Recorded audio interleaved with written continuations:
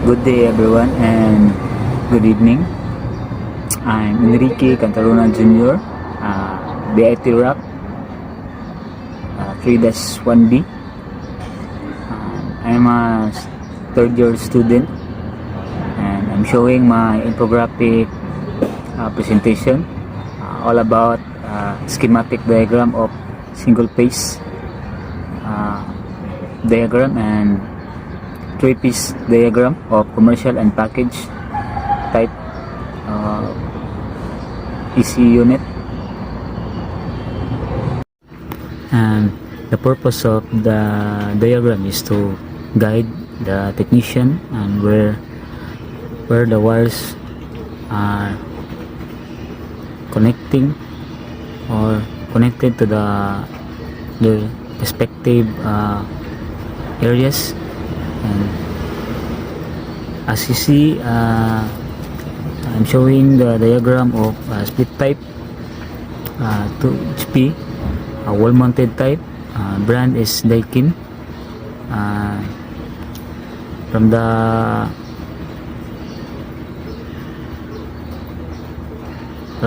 right side, you can see the component, electrical and mechanical component, like circuit breaker, a single phase circuit breaker, terminal block, overload protector, compressor, dual capacitor, and a fan motor.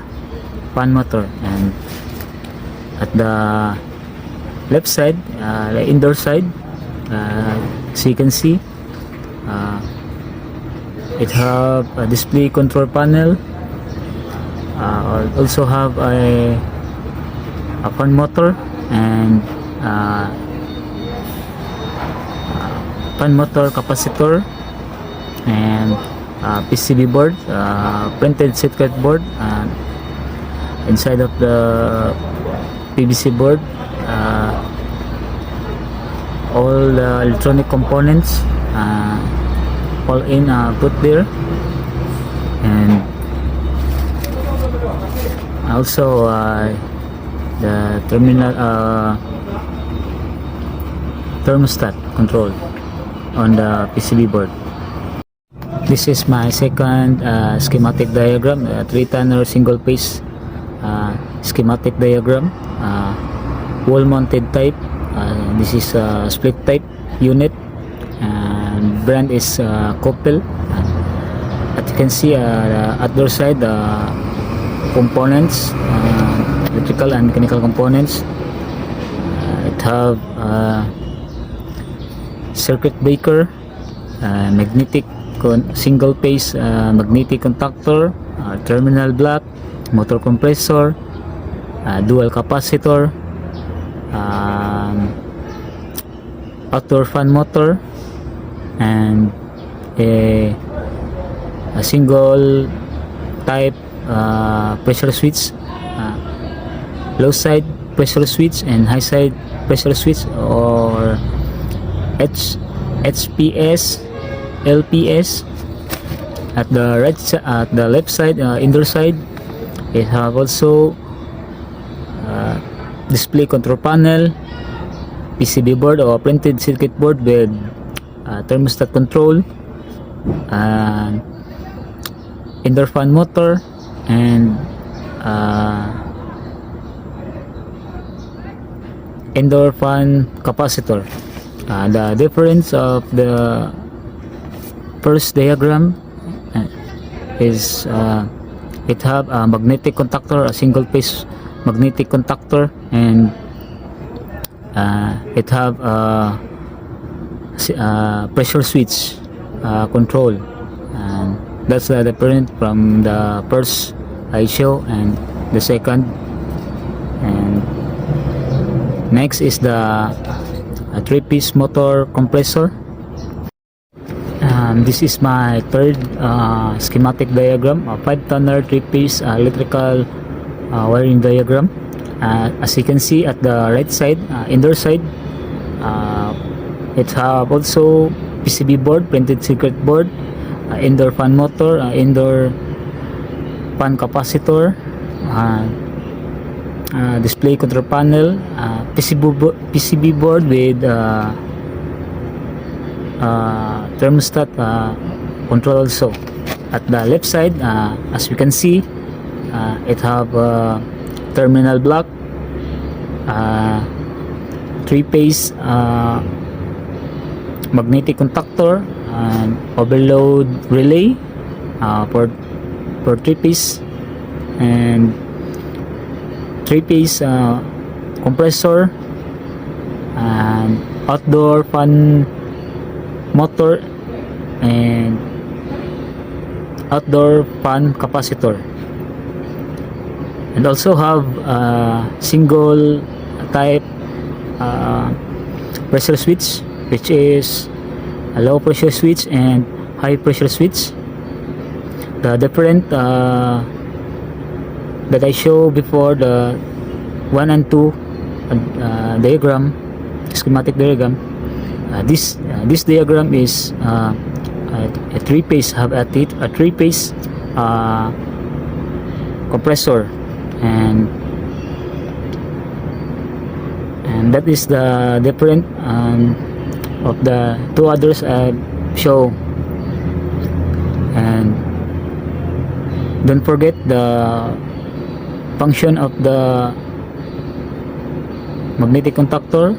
If madto na ta sa OGT pohon, and we must practice, or we must train ourselves, or encourage ourselves to to gain more knowledge, so that dili na ta magsalig sa atong mga kauban, okay, pwede na sa atong kagalingon, and di na ta mahadlok. And also we know the function of the magnetic contactor, because it also the importance of the system, the function of magnetic contactor, because magnetic contactor is not supplied by 3-phase. It's only 220 to trigger the magnetic contactor. To trigger the magnetic contactor, here's a tips for me. There are only A1 and A2 to trigger the magnetic contactor, so that the supply of 3-phase line or 3-phase voltage going to supply the compressor. And I have additional diagram of the automobile, 12 volts schematic diagram of car aircon. And this is the schematic diagram of an automobile or car aircon. And the difference between of this kind of diagram is the supply is only 12 volts for the small automobile, and for the big truck is 24 volts. You use 2 batteries, 1 12 and 1 12 battery, and it's a series connection, so that it gives 24 volts. And for automobile or small automobile like SUV, as you can see, like Toyota, Innova, like Montero, or mostly SUVs vehicle. And it have some similar principles of the cycle of the unit, but the electrical component and others there are some differences between the domestic, rock, industrial.